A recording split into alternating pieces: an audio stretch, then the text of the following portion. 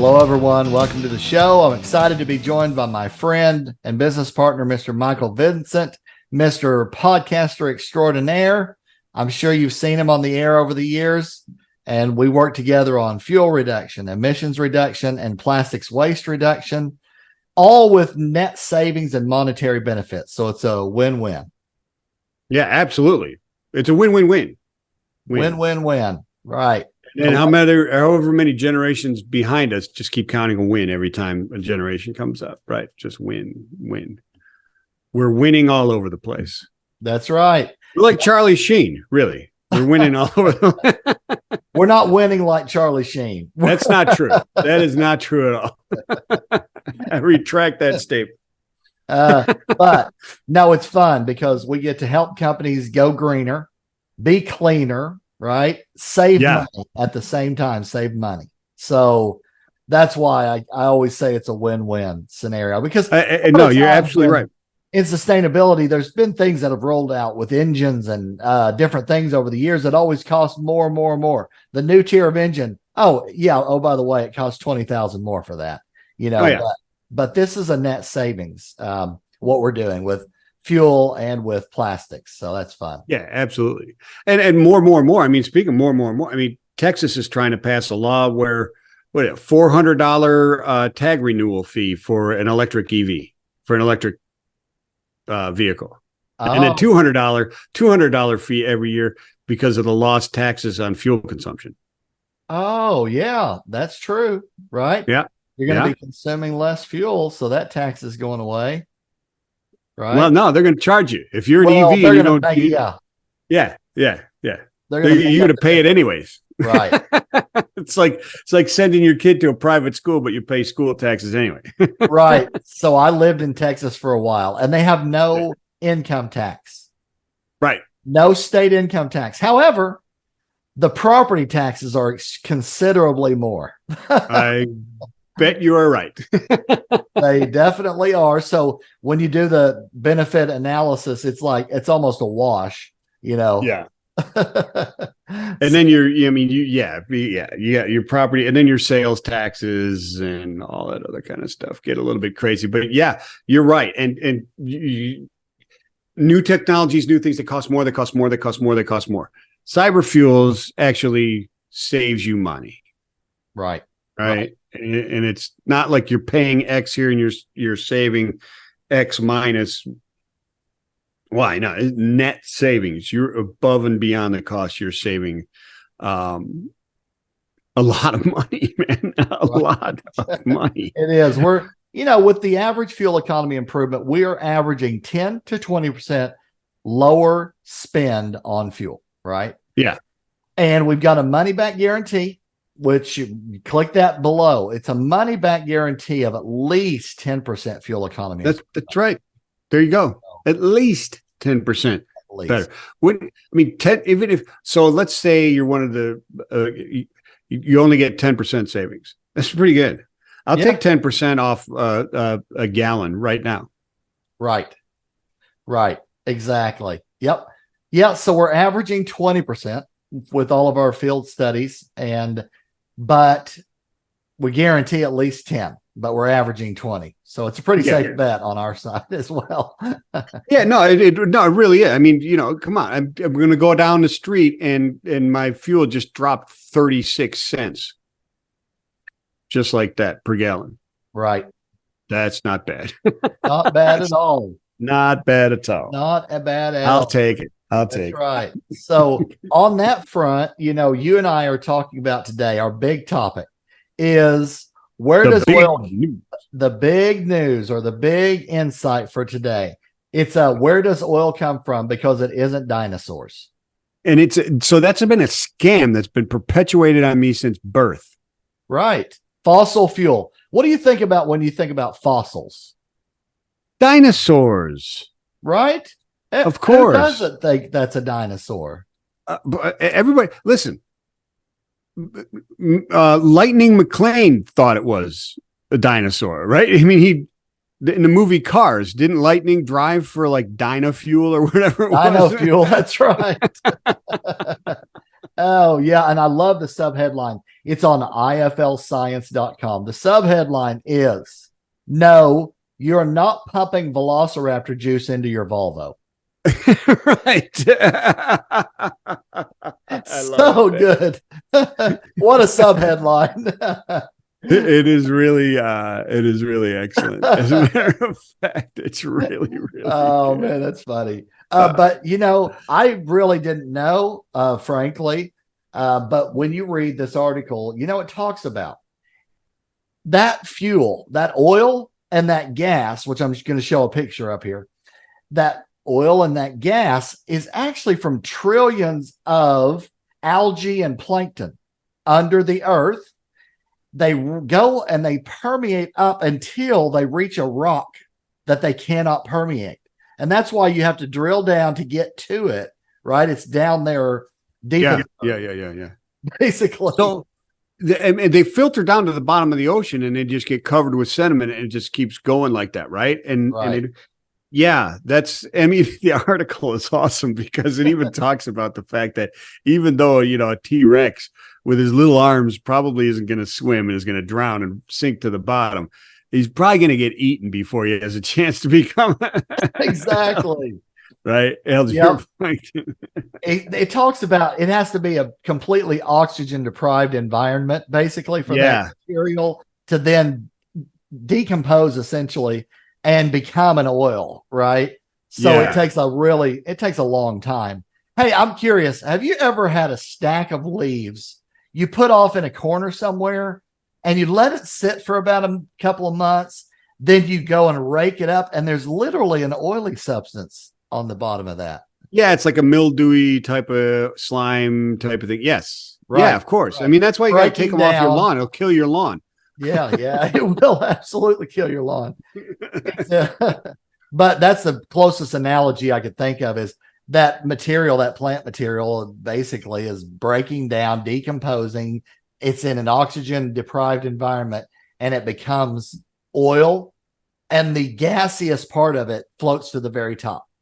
Yeah, that's exactly. I mean, a compost pile, right? The bottom of a compost. I don't know if you have a composter or anything like that. I do not. My parents did, and my in-laws do, and that bottom part is nasty. Yeah, it's oily, right? It's just oily. Yeah. Oh yeah. Yeah. Oh yeah. Absolutely. That's what it is. That's exactly what it is. But so my question is this, and I know, maybe you do have the answer. I don't know. You surprised me with many answers. But my question to the author of this, what's his name? James Felton, would be, did he not ask the question, then if that's the process, why isn't it ongoing? And why isn't oil still being produced in the earth? Or maybe it is? Or do we not know the answer to that? Well, my reading of it, now, I'm not an expert on this at all, but my reading about it is it takes a very, very long time to become oil. Okay. Right. But it's going on right now. It's going on. That's what I'm saying. It takes, a month or whatever to produce a car, but there's 10,000 of them coming off the line every day because you already got the pipeline greased. So to speak, if the oil pipeline is going, why isn't it? Maybe it is still producing them. I don't understand. Do we have to stop, cover the ocean floor with dirt and rock, and then 10 million years later we have oil? I mean, is this a process that? I mean, you know what I'm saying? Right? No, absolutely. I don't understand. Well, and they keep on discovering these massive oil fields, right? Every so often. There was one, maybe 10 years ago or so. They discovered in West Virginia, massive amount of oil and gas on top.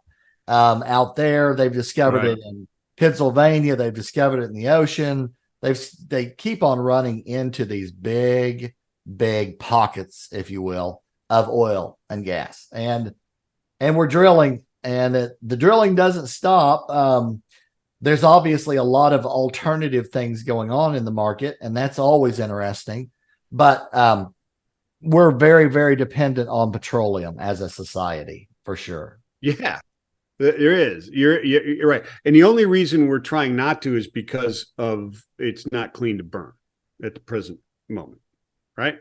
Yep, it burns. Yeah, I mean, you've got particulate matter and emissions, that go into the air. So absolutely.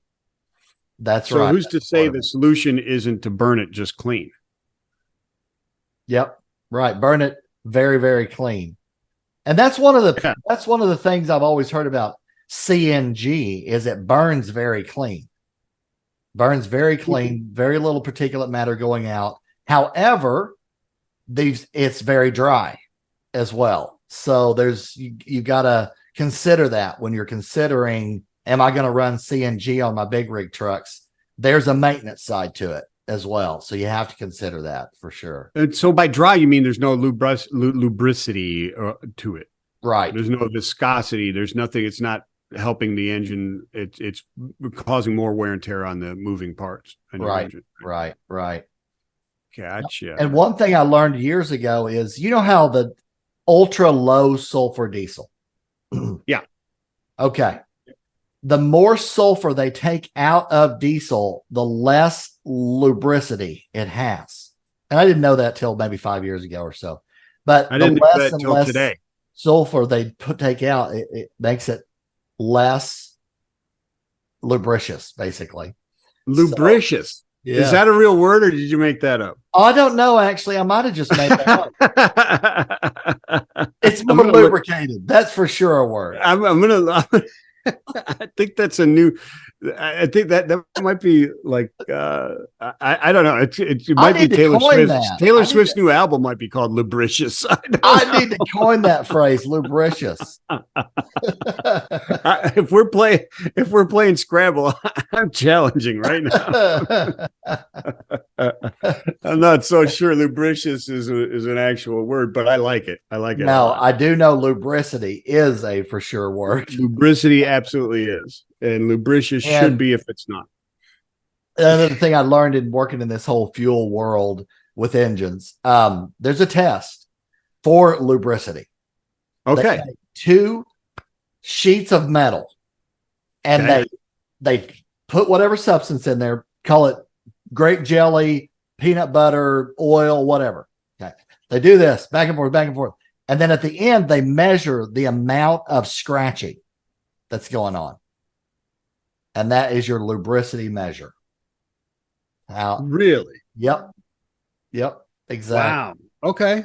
Yep. All right. That's interesting. It is. It's really interesting. So they'll take an oil. Not as cool a test as I thought it would be, but I mean, I get it. Sounds like somebody said, well, just rub them together and see what happens. And go, oh, this is pretty good. All right. We're good. And Obviously, then it just grew into a hole. Obviously, there's a lot of controls in place regarding the pressure of that and the material used on that, and etc. But yeah, that's what they do basically. So if they want to test a synthetic versus a regular oil, let's try it. Let's see how much scratching and divoting happens here. And so is viscosity and lubricity the same thing, pretty much? No, viscosity is how something flows. Oh, okay. All right. And lubricity is how much lubrication is it? Like how really lubricated is that? Prevention of friction. Yeah, prevention of friction. Exactly. Gotcha. Yep. Okay. That's what it is. So, but cyber fuels actually improves the lubricity in the engine, right? So what you're saying is like these diesels that are being run, these ultra sulfur, low sulfur diesels, et cetera, and even biodiesel is like really low sulfur as well, is it not? I don't know that actually. Okay. I'd have to go do some research on that. Regardless, one of the things of cyber fuels is that it has that lubricity component to it, so it does improve the lubricity. I mean, you can get it in like, low, medium, and high lubriciousness. Right. No, it definitely adds lubricity. It does. That's one of I call it a 6-in-1 green fuel technology. That's what I call it. It's got 6 different things that it does, right? It improves the efficiency of the burn. It increases the cetane number. It lubricates the engine. It removes carbon. It prevents particulate filter issues and down after treatment stuff. And it has a pour point depressant. And also it actually has a corrosion inhibitor as well, but it's a 6-in-1. So there you go. Yeah. There you go. That's why, a lot of times, Michael, we get these questions. There's no way. Like the questions are, how is that even possible? Right. But what they're comparing is old technology, right? Well, sure. They're comparing it with a additive that's like a cetane booster only. Okay. Yeah. Yeah. Or they're comparing it with a lubricity increaser only. Right. Yeah. So the difference is we've taken all those different chemical and put them into one. And that's why you can get to that level. And you couldn't do it with just one. But when you combine all of those things together, yeah, you can get 20% average fuel economy improvement. Yeah. It's called chemistry. Yeah. Chemical engineering. It's way above my head, but I know enough to be dangerous. But I've been working in fuels for about almost 6 years now. And I think about once every 3 or 4 months, I learn something, new. There's so much to it. My goodness. But the good news is when you measure it in a lab, when you measure it in the field with a controlled fuel and odometer log study, just fuel, how much fuel was added? What's your odometer? How much fuel was added? What's your odometer? That's what my dad taught me many, many, many years ago to get my fuel economy was how much fuel did you add? How many miles did you drive? Just do that for a couple of weeks. You'll have a pretty good idea what your miles per gallon is. Yeah, you get it figured out real quick. You're absolutely right. You're absolutely right. So, that was back before the days of the digital instantaneous miles per gallon in front of your face all day. Yeah, which I have. I mean, everybody has. I use it as a game. I watch it. I do. I watch it. I use it as a game. See how well I can take off from the start and keep my mileage high. Right. Because that's where it goes or up a hill. Do you have the thing that measures like it's kind of instantaneous, and when you take off fast, it just drops down to almost? Oh yeah, absolutely. Yes. Right. Yes. Yeah. Yes. So it's got like the current one, but then it's got the last, like the average of the last 5 minutes, and that keeps going in different ticks. So, absolutely. And you can see your driving habits, and you can see where you've taken your off your cruise control and so on and so forth. You can definitely see that, right? But the trick is to be able to take off from a stop and not annoy the people behind you, but keep your mileage in a good place. Right. That's the game. Yeah, you don't want to take 3 minutes getting up to 45 miles an hour. That will make people really upset. No. Right. No. We've discussed this before. 0 miles per gallon is not good. Just sitting there idling is not good either. No. Yeah, when you put the hammer down and it goes to 0 miles per gallon, you're like, I'm not getting good fuel efficiency right now. That's right. So are they going to have to remake like cars and use it like plankton fuel now or something? I guess we're already using plankton fuel, right? That's what we are. But I mean, the whole movie, I mean, even when you look at Toy Story, right, they go to dino fuel. And it's a dino fuel truck that almost runs over Buzz. Yeah. Right? I mean, I bet we're really warping the minds of a lot of people on this one because everybody thinks fossil fuel is dinosaurs. I think most everybody's going to think that. I did until I read that article. Right. I would be 100% honest. I was fully on board with dinosaur carcasses turned into oil. That's right. I mean, the La Brea tar pits, do they not in Los Angeles have like statues of dinosaurs around there by it? Yeah. Okay. But that just perpetuates the myth, doesn't it? Right. Because even if they're not saying, hey, these are old dinosaurs that are turning into this oil, it's still because they're there. I mean, they weren't there. They weren't anywhere near. Yeah. It's like assumed.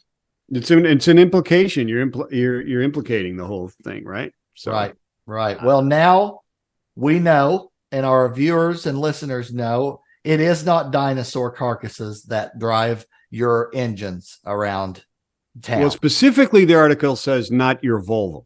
So not your Volvo, right? Speak clear. If we're being really clear, it's not Velociraptor juice. It's not. Yes. But it's extremely interesting.